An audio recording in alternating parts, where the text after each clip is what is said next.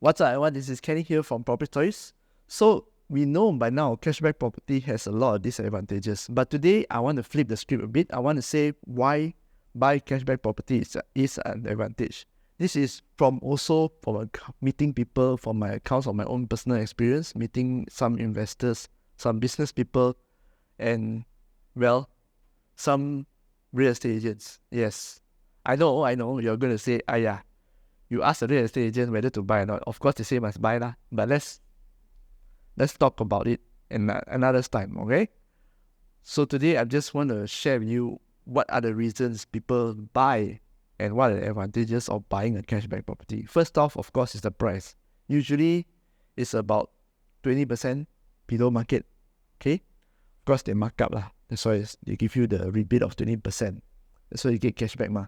But sometimes, if the property has been completed, you can actually get until 30. Some I even heard like 40%.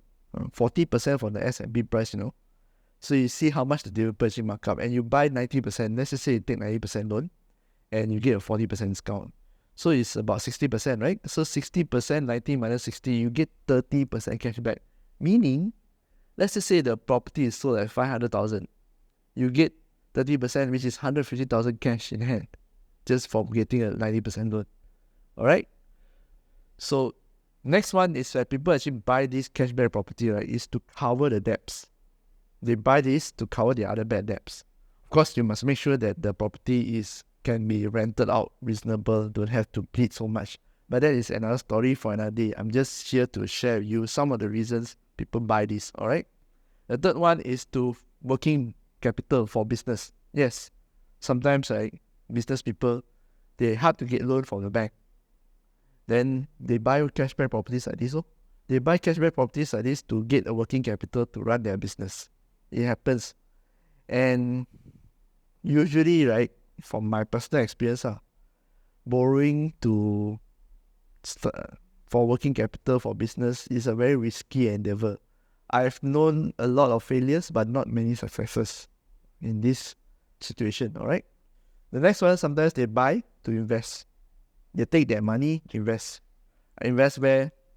Another story also. Sometimes they will take this money to invest as a seed capital for their own investment.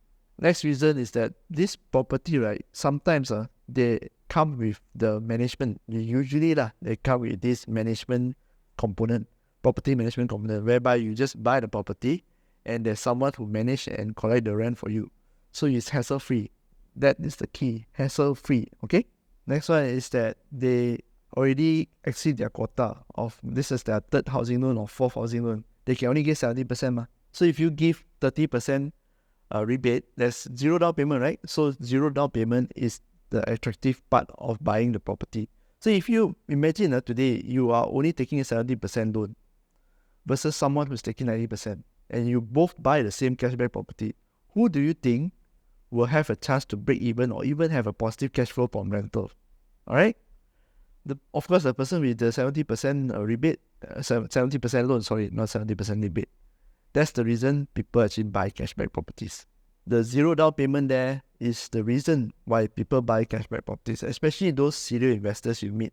Don't know how many houses they cannot get any more loans. This is the best, zero down payment.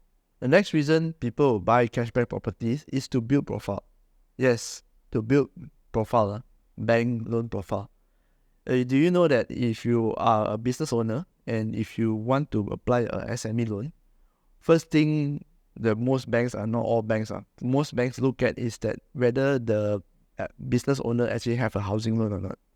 Because it's very important. If let's just say you cannot pay the loan, the working capital. Working capital is usually clean loan. Working capital.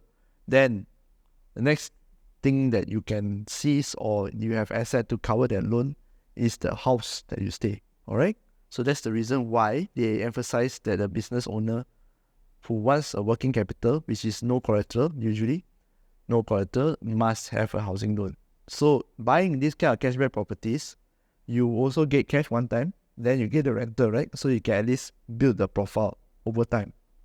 And then over time, you can get loans from the banks for your business, SME loans. Alright? One more very rare case. I think the last one, this one is a very rare case, is that if you buy cashback property now, you hold to a distant future, you can refinance it to cash out again. Imagine today you buy 90%. Then you get to hold the property, the rental also okay. Yeah, you bleed lah, but your cash out amount can sit there and then cover the rental.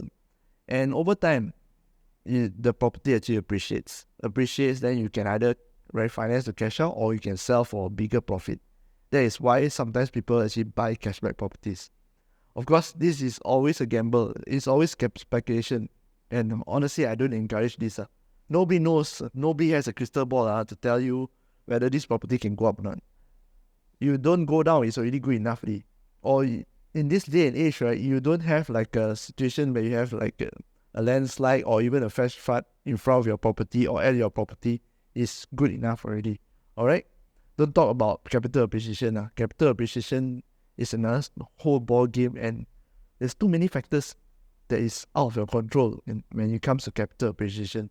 And the worst thing is like when you actually buy a property, right, you get locked into it. See? You get locked into it because it's very hard to liquidate. Okay, I think I've off tangent. I just want to share with you the advantages and why sometimes people actually buy cashback properties. I hope it helps. This is Kenny here from Property Stories. If you have any more questions for us, right, just send us an email. If you want ask any questions, I encourage you to use the comment section first. If you find it's more personal, send an email. And don't forget to subscribe to the channel down below. Subscribe to the channel, and I'll see you again in the next video. Bye-bye.